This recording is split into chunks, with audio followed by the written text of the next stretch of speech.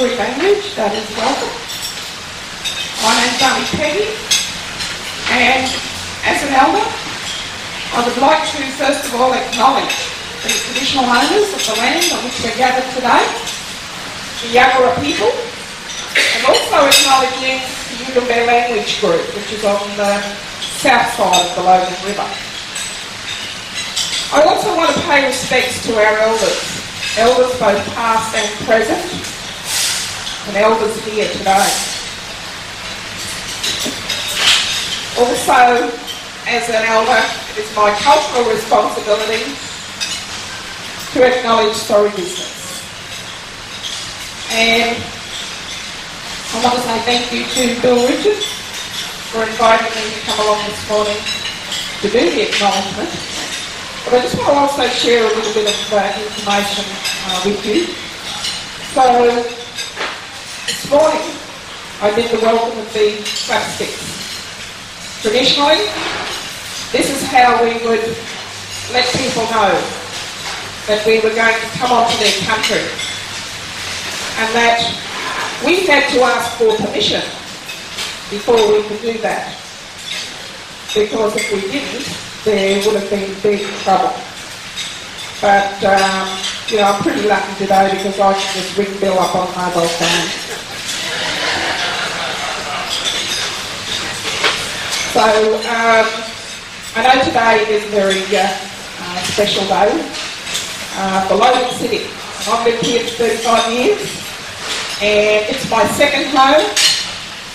My traditional home is in southwest Queensland, a small place called Mitchell. And if you've ever been out to the southwest to Carnarvon Gorge, that's my country. So as an elder, not traditionally descended to this area, I perform an acknowledgement of traditional owners. But I also want to acknowledge all of the dignitaries that are here today, and I think Peter already mentioned who the dignitaries are. So I acknowledge your presence here today, and also to James Morrison. James, I attended the Jazz in the Vineyard in Stanthorpe a few years ago. I wasn't a jazz fan then, but I am now. Thank you very much.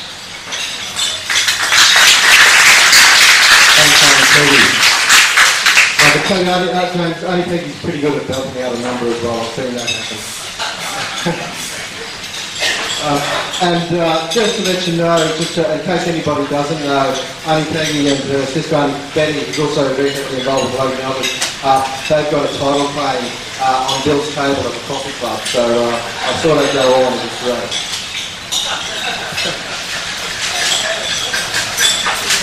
Well, it's ranging from our usual proceedings a few times this morning, and we have a very special, very special piece of our agenda this morning. Rondo is going to come forward, I understand, and do the national anthem. Is that's correct? So we occasionally get to hear this amazing voice from our staff, the head staff member of the chamber, and we're going to hear it today. Thank you. Everybody could be outstanding.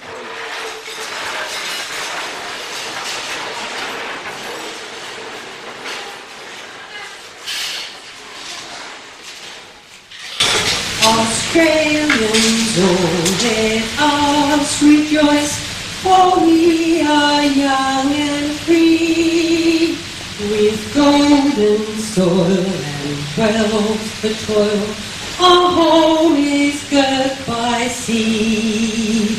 Our land abounds in nature's gifts of beauty rich and rare.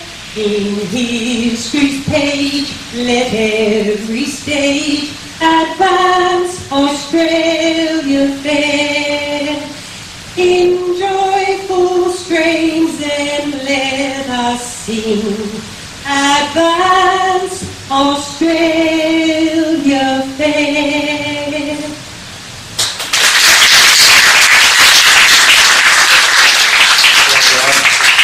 That's fantastic. Thank you, Rhonda.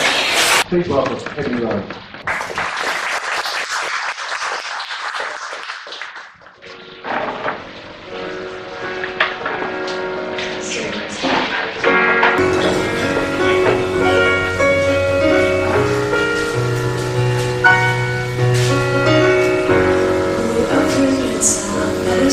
That's the place I've been since. Noise is always loud. There are sirens all around and the streets now.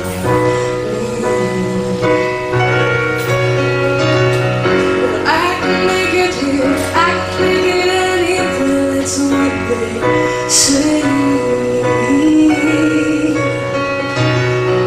See my face and lights on my name mark is found on Broadway.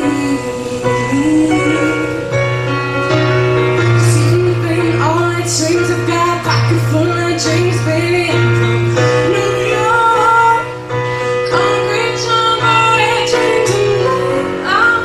There's nothing you can do. Now you've been New York. These streets will make you the lights will inspire you. Let's hear it from New York, New York, New York.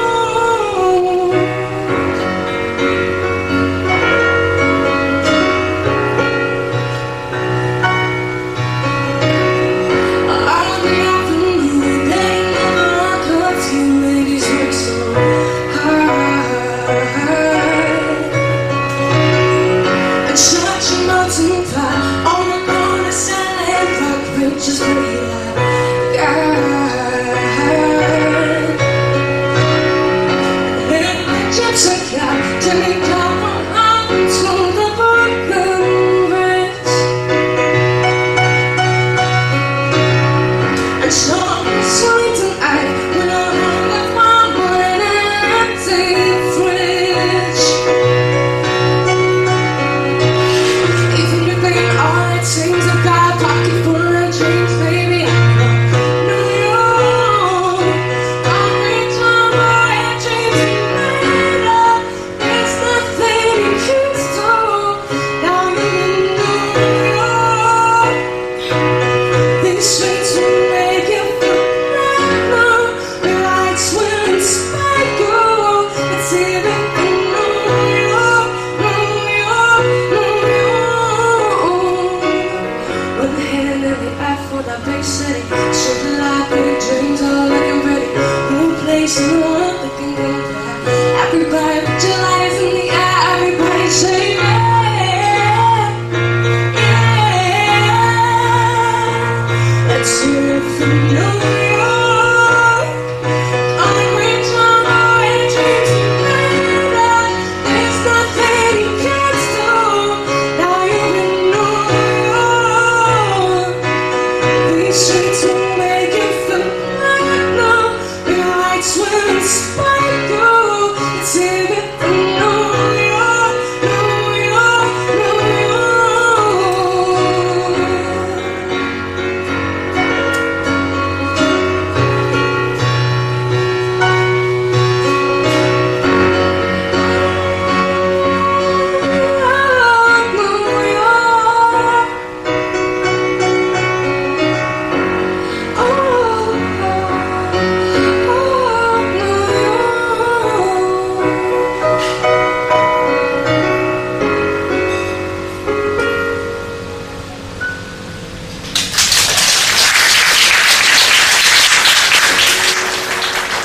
Thank you so much. I'm not used to people listening, I'm used to people just talking. We are so lucky and so thrilled to have James in our wonderful city here this morning. James has a lot planned for Queensland next year, including what's planned here for Logan. But I'm not going to steal your thunder, James. I'll let you tell us a little bit about that. We'll do what you need to do. Thanks, mate. Thank you. Ebony mentioned that we'll do an unbelievable, we might save that to the grand finale, you and I together. I'm not speaking up for that. Thank you for the opportunity to be here today and talk to you. For those of you that might not be aware, I'm, apart from running around blowing my own trumpet, I'm also the, thank you, somebody always laugh. as long as it's one. I'm the artistic director of the Queensland Music Festival. I've got to say, when you hear that name, the Queensland Music Festival, some of you may have attended festival events in the past. The festival has been going for many years. You think of a music festival as an event that just happens each year, or every second year in our case, for a couple of weeks. It's true that that is part of it, but the Queensland Music Festival is like no other. Firstly, it's statewide. It's not a Brisbane festival, it's a Queensland festival. It happens right across the state. And mostly, though, it's the way we work and engage with communities. It's not about bringing in some acts from elsewhere and putting on a show for everyone to go and watch. We can do that anytime. And there's nothing wrong with that, and we do a bit of that. But that's not what we're really about. What we're really about is going into communities and working with them to create fantastic musical things that happen during the festival. Now this, of course, doesn't just take 2 weeks. This takes a couple of years often, and in fact, we've already been working in Logan now for more than 6 months, and the next festival is not till mid next year, until July. So as a year and a half, we'll work with communities within Logan to prepare for this event. What is the event? Well, the working title at the moment is Logan's Musical Celebration. And I say working because it's an evolving thing. We don't come in with an idea, with a script, with a bunch of songs and say, who wants to be in it? Come and learn these and you can be in our show. It's not our show, we're just the facilitators. In fact, we find out what's going on. We've done this for many years in many places around Queensland. We find out what's going on in the community, what stories that community wants to tell, what music they want to make, and then help facilitate that. But you know, the Logan Musical Celebration is different than anything we've done. Firstly, it's bigger. I've got to quickly tell you about what we did last festival for our big community engagement event. It was in Gladstone, and we worked very closely there with council and with many groups in the community there to tell their story about Gladstone's past, its present and its future. We spent many months there with writers there, interviewing people, gathering local stories, putting together what this show would be about. Then finding out, we do what we call a musical audit. And I think it's the best kind of audit there is, by the way, the musical one. You go into a place and find out what people do musically. Now, I don't know what you'd expect to find in Gladstone. I thought for sure we were going to get a brass band. I thought we'd get some choirs, perhaps, and we ended up, amongst other things, we found a taiko drum ensemble, a German bell-ringing band. It was just incredible. I don't know why they were good. So we just work with what's there and bring it together. We did an incredible show on the foreshore of the harbour there. Apart from having 350 people in the cast, the entire orchestra for the show, it's a musical, came from Logan. We didn't bring anybody in, plenty of talent there. We had 100-foot tugboats in the show, dancing. I'm not sure how we're doing that in Logan yet. We're working on that. Yes, we need to build a moat. But it was an incredible show that 20,000 people came to see. That's in a place the size of Gladstone, which is much, much smaller than Logan. 20,000 people came to see this show. It was an inspiring thing for the community. It's not just about the show. That was a great few nights. But the lead up to it, the upskilling, the workshops, all the things that have to happen to bring it together, what really it's about is what happens after the show and the incredible legacy it's left there. Before we even left town, we heard that they now refer to themselves as the Gladstone Arts Community. It wasn't an arts community before there was, it just wasn't together. By the time we left, they were already planning their next show. It left an incredible legacy. So come to Logan to do something like that. We started a musical audit here. I think we could keep doing the musical audit for the next 100 years with the amount of music that goes on in Logan. And so diverse too, so many different things. Now here's a really important point. There are fantastic musical things, of course, already happening in Logan. We don't come in and make anything happen. And they have their own festivals. Various different groups, cultural groups, have their own festivals, which are very strong and wonderful. What doesn't tend to happen, and if I could perhaps say this, I hope I'm not saying the wrong thing, but it's like IKEA. I've bought a lot of things from IKEA over the years, and I particularly like a lot of the furniture. And my favourite stuff is the stuff you've got to put together yourself. I really like that. I bought a couple of couches from IKEA that come ready-made, and they're great couches. I've got them in my studio in Sydney. They're great couches, but I missed out on the fun. I consider myself a little bit of an expert with IKEA furniture. I have a collection of IKEA Allen keys. I always keep them at home. I've got a drawer of them. But quite seriously, putting together Logan's musical celebration is a bit like going to IKEA. All these fantastic parts are there, but they're not yet together. And what this is about is not putting on a variety concert where we have one number from this group and one number from that group, and you could do that, and that'd be a great night out. What we actually want to do is bring the groups together and create new music that they don't already make. And what that will do, obviously musically for people, but also as a social thing, as an engagement with the community, to bring people together, to make music together, is something that makes a lasting change. So we're in the middle of this process. We've been having songwriting workshops. Another great thing about the Logan thing we've never done before, we often do the songwriting and then work with the community to see how they might do that. There's so much talent in Logan that we've decided that the material itself for the show can also be created by the people, not just performed but actually written. And we've been having songwriting workshops, and we not any particular types of songs. We've had Morganics, the hip-hop artist here. We've had Shirley Morris, wonderful folk artist. We've had Shenzo Gregorio with his violin. Whatever kind of music people want to play, we work with them and write songs together. We have another couple of workshops coming up in December where we'll be working with mainly with school kids. The last ones have been right across the community, people of all ages. But you can imagine what this is doing. It's very exciting. We're going to culminate with this huge performance. We're doing it at Logan Brothers on the football field there next July. And anyone who wants to, anyone who sings, Rhonda, I've asked this morning, Mariucci, you're down. You definitely are. We need someone for the national anthem. We've got that covered. But next time, instead of a cappella, how about with an orchestra? Anyone who wants to be in it, anyone who knows anyone who wants to be in it, firstly, get in touch with us. But here's the next thing. To make this happen, of course, we always work with partners. Queensland Music Festival is a very dynamic organisation, and we have fantastic people involved who really know how to facilitate this sort of thing. But we can't do it without really engaging not only with the performers and the writers and everyone else in the community, but the entire community. We begin with council, and we're working very closely with council on this, not only because they're wonderful partners, but also because they introduce us to the rest of the community. And opportunities like this morning to talk to you is a chance for us to get to know people in the community too. So we partner with business, we partner with government, we partner with everyone we can in the community to make this happen. I think at this stage what I might do, I tend to, I could talk about this today, as you can tell I'm a little bit excited because it's a fantastic, inspiring thing to be part of. I think I should probably play a song because I know what, I've just been given breakfast, and as yet in my life I've never been given a free lunch, breakfast or dinner without having to pay for it. So I'd like to do that now, play a little number and tell you a quick story for me about my musical journey. I was born in Boorowa, in western New South Wales, a little country town, the population of which is about half, I think, of the people that are in this room. And I'd never seen a brass instrument.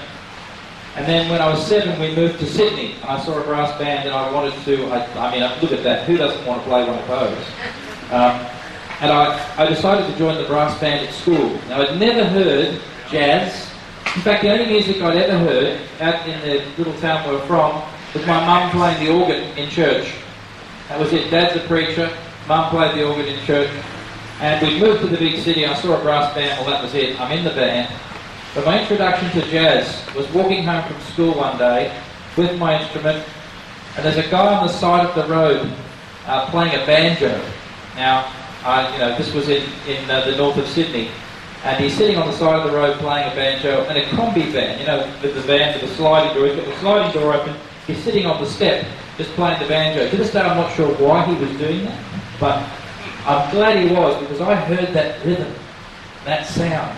You know how music can get you, right? I'm sure everyone who has had the experience at some stage, some music in your life has really touched you. I'm embarrassed to say mine was a banjo.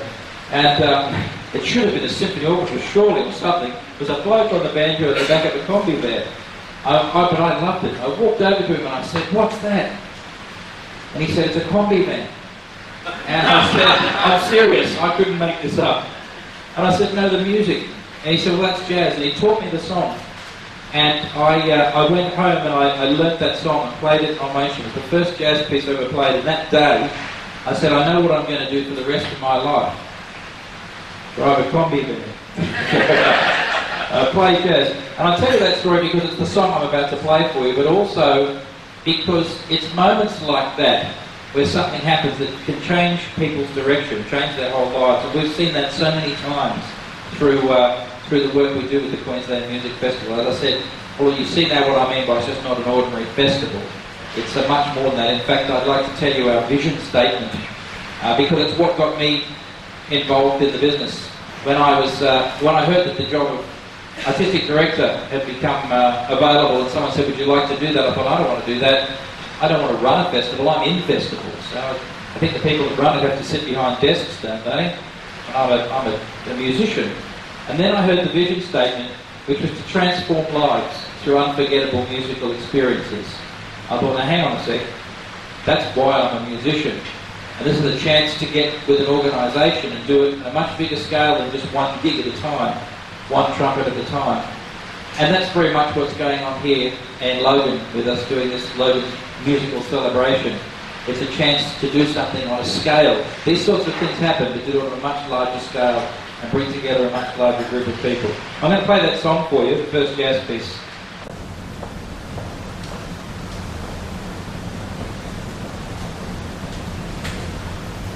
And I'm going to accompany myself because I'm saving the big duo for the end. We need, we need a grand finale.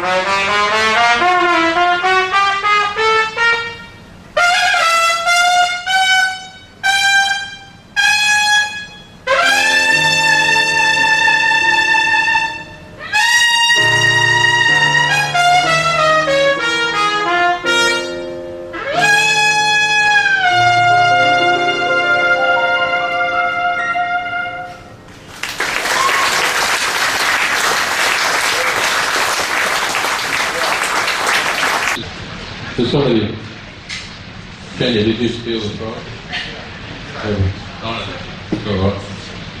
I just want to say thank you to everybody.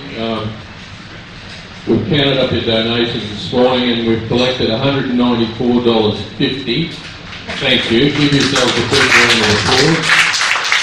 And also to those people who actually bought the shakers in today. We've got a stack of those over there as well, so I think we might be able to feed a few kids and hopefully keep them out of trouble a bit.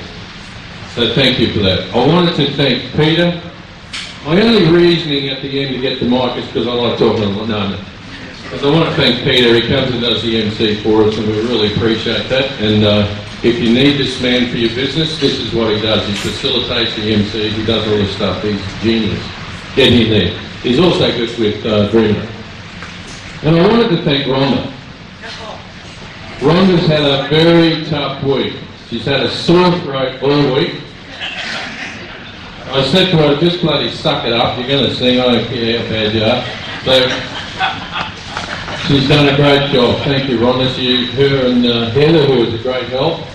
And Tanya has been coming in helping as well. But there's a lot of work in putting this together. And Rhonda, thank you very much. It's a great effort. Thank you.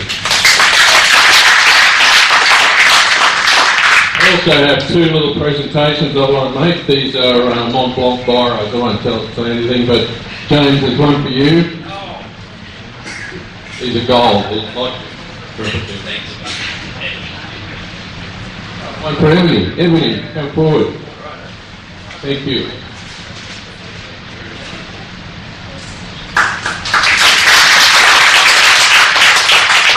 Ebony's been with us.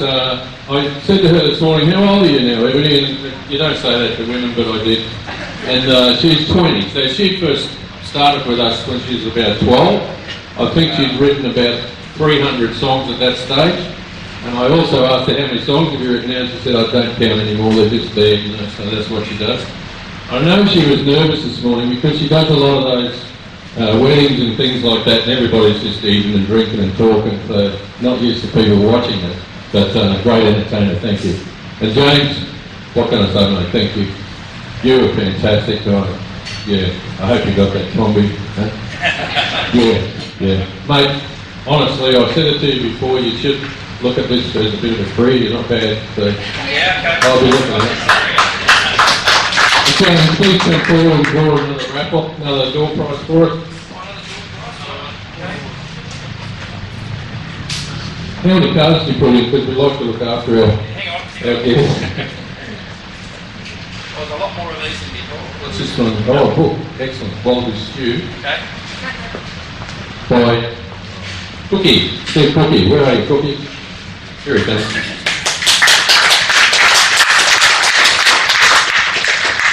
This is from the chamber. It's got my card on it too, Cookie. Good read, that one. Thanks. That's the first time I've been told that. He just said, I've been called a lot of things in my time, you know, often, I must say, quite complimentary about my music, but he said, you're a really good puller-outer. Never been one of those. Now this is for a bottle of wine from Faminda and Toscani. Thank you, Faminda. Bottle of Capilmale. Very nice. And the winner is the Squire of Roachdale. Thank you, Squire. Come up and grab your bottle. AKA John Diamond. Thanks, Josh. Our last draw today is from our great friends at the Coffee Club. And yes, my table has been mentioned, and right, table 38, mate, just put that $20 on there. Barry, thank you, $100 voucher at the Coffee Club. And the winner is, and it's not Rick or anything, but it's the Vice President, Philip. Great, Philip.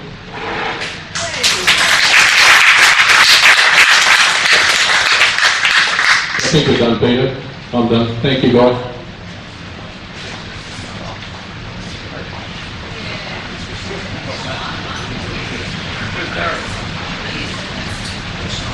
Well, ladies and gentlemen, I might say a farewell now before we do our finale. So we'll finish up with the finale. We always, at the end of the day, we like to make plenty of time for you to connect with each other, do some great business with each other. That's what this chamber is all about, doing great business and doing great things for Logan. But once again, thank you for your participation, for your attendance today. It's been great to have you here. It's been a pleasure for me to be here, and I hope to come and do it again next year. But now, without further ado, I'll hand over to James and Ebony. Thank you.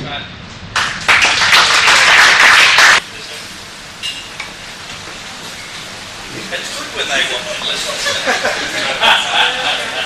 No, it's not. It's great.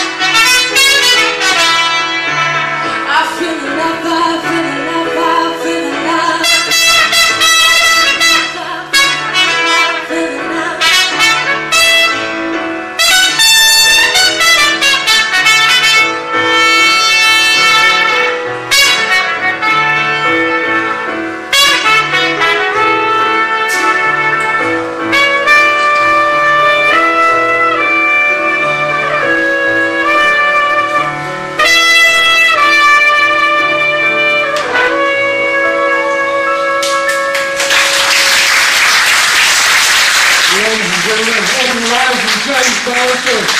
Thank you very much.